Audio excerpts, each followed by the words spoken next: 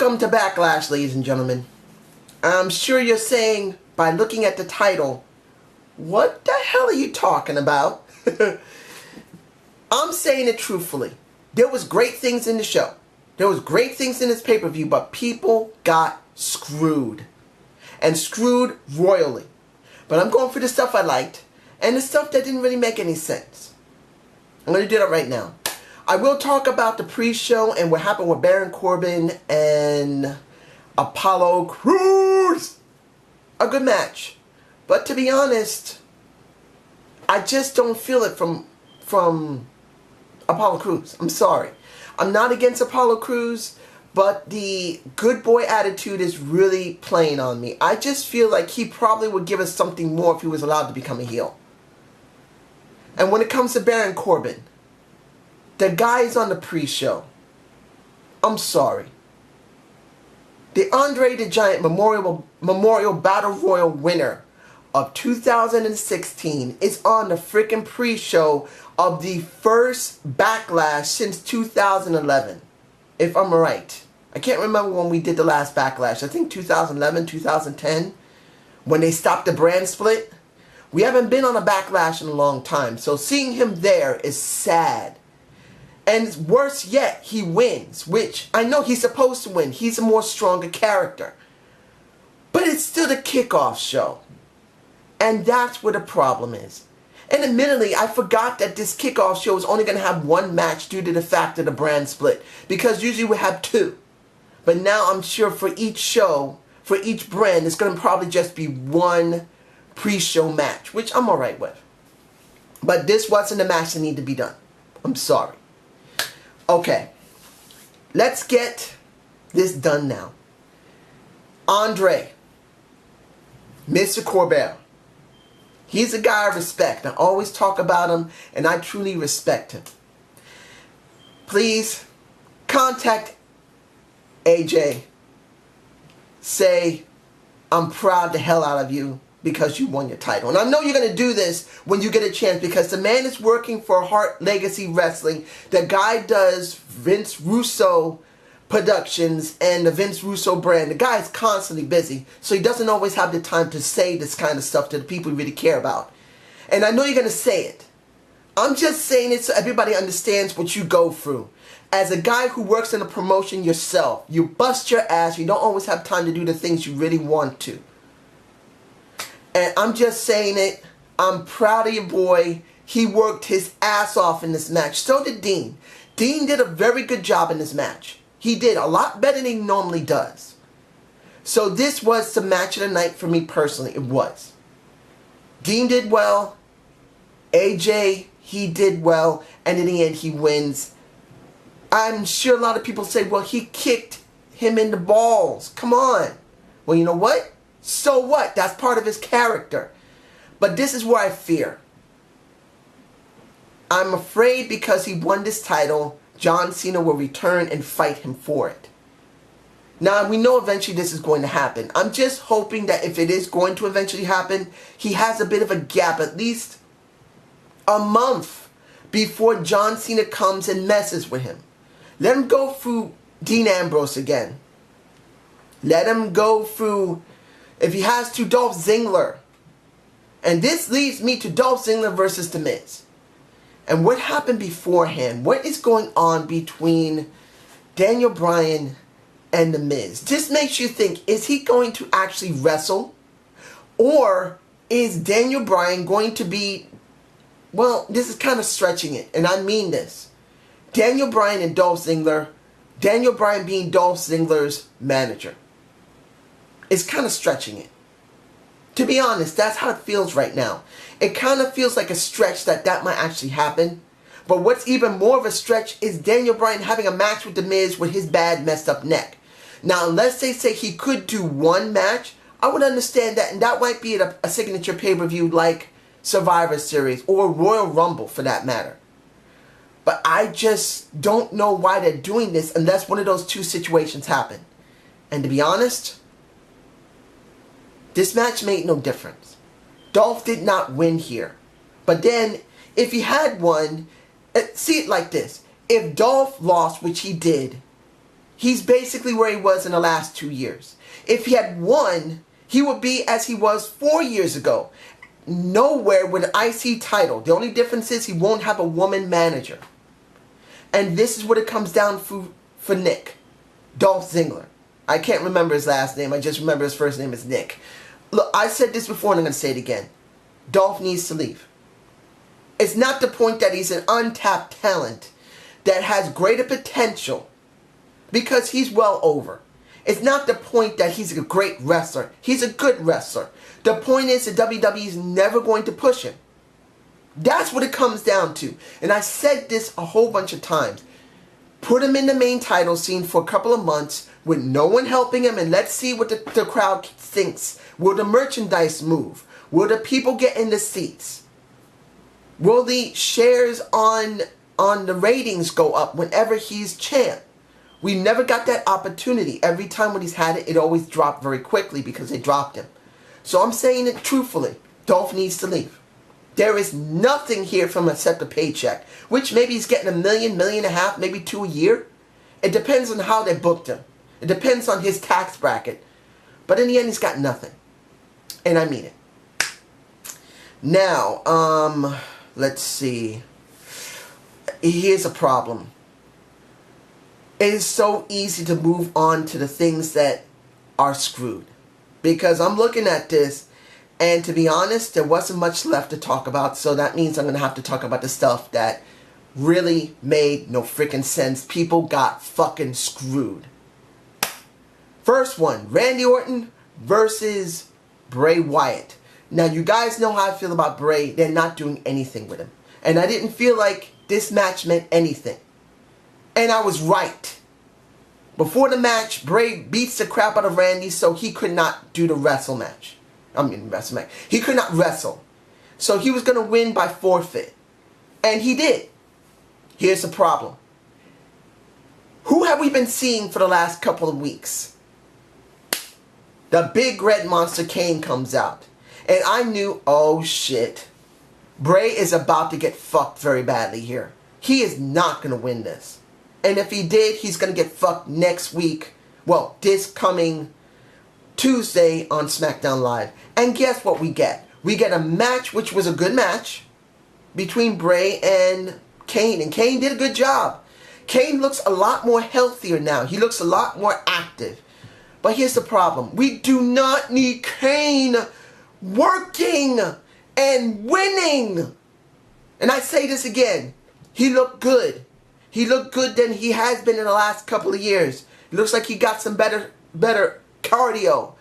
Maybe he was doing Pilates with Diamond Dallas Page. Or yoga. Diamond Dallas Yoga. I don't care.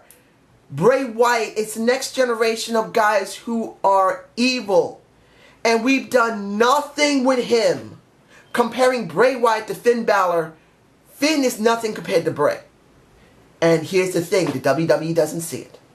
Because in the end, Randy Orton comes out, RKOs him, and basically Kane wins it where he doesn't even need to even be out there. He doesn't need to win. Seeing Kane once in a while is fine, but not like this. And then what did I say? What did I say in the last couple of weeks? Bray Wyatt versus Randy Orton. Either Bray's going to lose and then they're going to continue to feud, or he's going to win and then he's going to get nailed the next time on SmackDown Live. And exactly as I said. And I know you guys are going to say, dude, this is just leading up to another pay-per-view, the next one. Do you actually believe that Bray Wyatt's going to grow from this? The best chance he had to grow was with Eric Rowan in the main tag title scene and win some freaking gold. And we get nothing. Next, a match that I enjoyed. But the outcome of its ending truly upset me, and I felt that they got screwed. And I'm talking about the Usos versus, well, I gotta go back. The Hype Bros versus the Usos. Usos come out. They haven't looked like this since 2010 when they debuted with Tamina and they went up against the Hart Legacy with Tyson Kidd, with David Hart Smith, and with Natalya. They haven't looked like that since 2010. Just like that. And I'm not talking about 2011 even to 2012, because by 11 into 12, they've already started doing the doing the dance, doing the, well, not the tribal, similar tribal battle dance. They started that in 2011. So I'm telling you right now, they haven't looked like this in years. They haven't had this feel like this in years. They were dominant against Bro Hypes. They destroyed Pro Hypes, and they look good doing it. But here's the thing. They should have never been put in that position with Bro Hypes. They should have not gotten the chance to win at all. They should have never even been in the match. They should have let the Bro Hypes actually have the match, because American Alpha got nailed, and they have to wait until the next pay-per-view, which gave them more time to build up their new personas as heels. But no. They win the match, they look great, but guess what? They have to go up against Slater and Rhino, who is over. I said this already. Heath Slater, if you give him a chance to run with this, people would fall in love with him. They want to see something different. Slater has ability. He's charismatic. He knows how to talk. He's not great in the ring, but he's good in the ring. And then he has Rhino, which people love ECW. And you guys tell me below. I've always wondered about this, but I didn't want to say it because I thought people would think I'm kind of nasty or something. But do you actually notice that Rhino's arms are shorter than his body? His arms seem to be a little shorter than the rest of him. And I'm not talking about the tape they put on their wrists. His arms look short. Like they're not supposed to be full. They're supposed to be this size and actually this size. You guys tell me if I'm right or not. And I'm not being insulting to Rhino. I always liked him. But I always thought there's something strange about his arms. And I thought maybe I should say something now. Why not? The match was good. The Usos looked dominant. They did a beautiful job and they should have won. But here's the problem. Rhino and Slater needed to win too. This is the reason why I didn't want the Usos to go up against Hype Bros. When they came out against Hype Bros, I said, oh, fuck. This is going to get bad. They look good. I don't think they're going to win against them. And when I'm talking about Hype Bros, I'm talking about Slater and Rhino, and I was right. And in the end, Slater and Rhino looked great. The people gave a huge encore and ovation to them. You even saw that Heath Slater said to Rhino, thank you so much. And it looks like he actually meant it. Not just by script. I mean by shoot. Because Slater hasn't been a champ in a long time. He hasn't done anything substantial in a long time. And Rhino said, it's alright. It's cool. And he meant it. So I'm really happy for him. But then I'm upset about the Usos because they got freaking screwed here. It didn't make a difference if they won or if they lost. Someone was going to get screwed. And it was the Usos who got screwed here. Finally, if I'm forgetting anything, ladies and gentlemen, I'm looking to see if I forgot anything in my notes. Because I wrote this down. Just to make sure I didn't forget anything. Breathe. No, I didn't forget. The women's six-pack elimination challenge match for the new SmackDown Women's Championship. You guys know what I said in the last SmackDown review. It could not be Carmella, Alundra Bliss. Naomi had to win. It wasn't supposed to be Becky Lynch. It wasn't supposed to be Nikki Bella.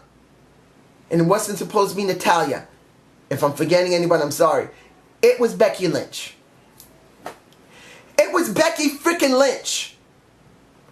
Naomi looked dominant most of the entire thing. David Otunga said it best.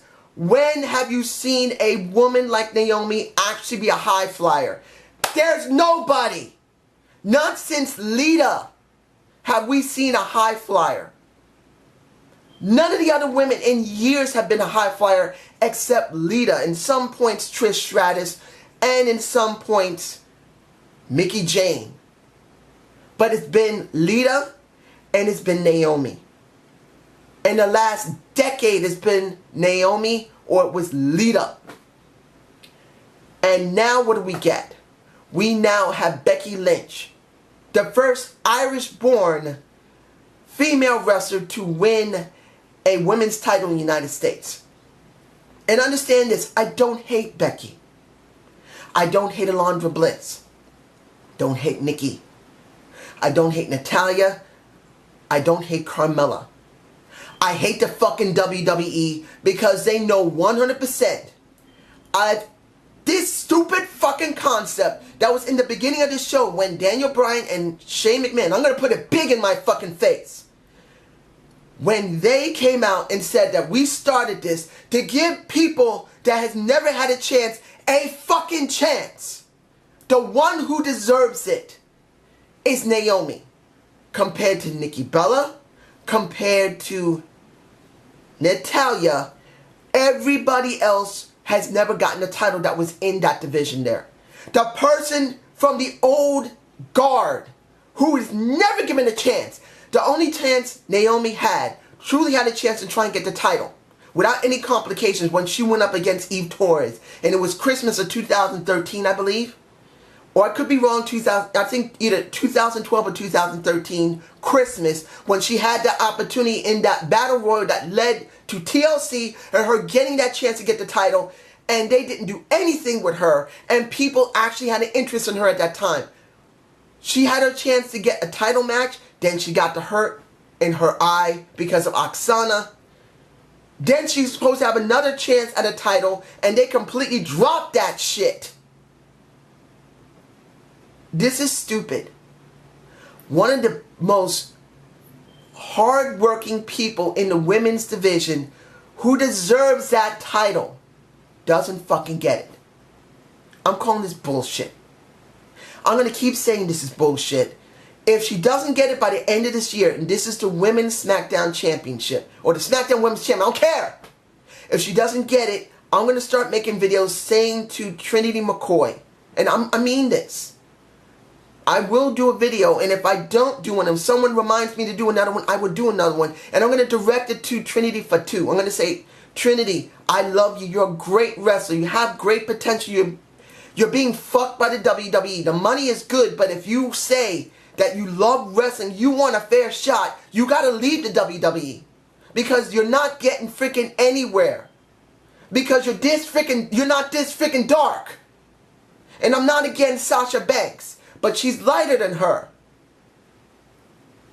And because she went through NXT, not FCW, and this is the thing, if FCW had been sponsored years ago, like the NXT brand was, I bet you Naomi would have already gotten the title because they would have been given no choice because they would have done the Revolution years earlier.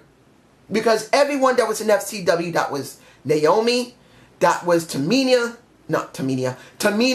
Oksana, where was it? I can't remember most of the people. Michelle McCool, they went through FCW. All of those women went through FCW, and Layla, all those women, and they got their titles except for Tamina and Naomi. And Tamina's not there right now. She's still injured or she's taking a break. And Naomi's there and she's getting freaking nothing. Nothing. I had to get that out. I'm sorry, ladies and gentlemen, for this rant, but I had to say it.